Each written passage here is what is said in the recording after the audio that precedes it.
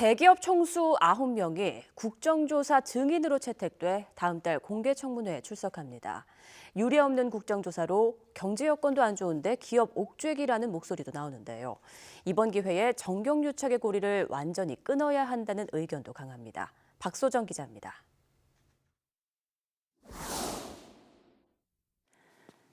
가장 예민한 건 아무래도 삼성입니다. 검찰의 중간 수사 결과 발표에서 빠진 기업인 삼성과 CJ, SK 등은 강도 높은 수사가 예고된 데다 삼성만 최순실 씨 회사에 직접 돈을 건넨 사실도 드러났기 때문이죠.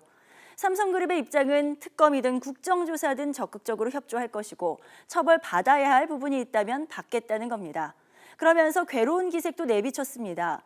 이재용 부회장이 등기이사로 선임된 지 한 달도 채 지나지 않았고 다음 달 초에는 대대적인 인사도 앞두고 있는데 이 부회장이 추진하는 사업이 힘을 받지 못하고 있기 때문입니다.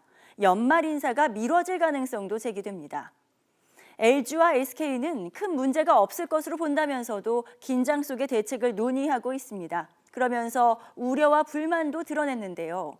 청문회에서 팩트를 위주로 한 질의보다 면박주기, 망신주기로 흘러갈 것이 걱정되고 기업 해외 파트너들이 볼 때는 범죄의 연루로 보여서 신뢰도 하락이 우려된다는 겁니다. 올해 내내 수사를 받고 있는 롯데. 검찰 수사 이후에 경영 쇄신안을 내고 내년 경영에 박차를 가하려고 했는데 국정조사의 특검까지 이어지면 경영 공백이 불가피하다는 입장을 내놨습니다. 총수 9명을 대거 증인으로 부르는 건 지나치다는 주장이 있습니다. 내년도 사업 계획과 방향을 결정하는 중요한 시기인 만큼 국제 경쟁력이 뒤처지고 기업 브랜드 타격도 불가피하다는 겁니다. 투자 고용과 같은 일반적인 내용만이 아니라 구조조정, M&A와 같은 시일성이 중요한 과제에까지 경영 공백으로 인한 의사결정 지연이 우려됩니다.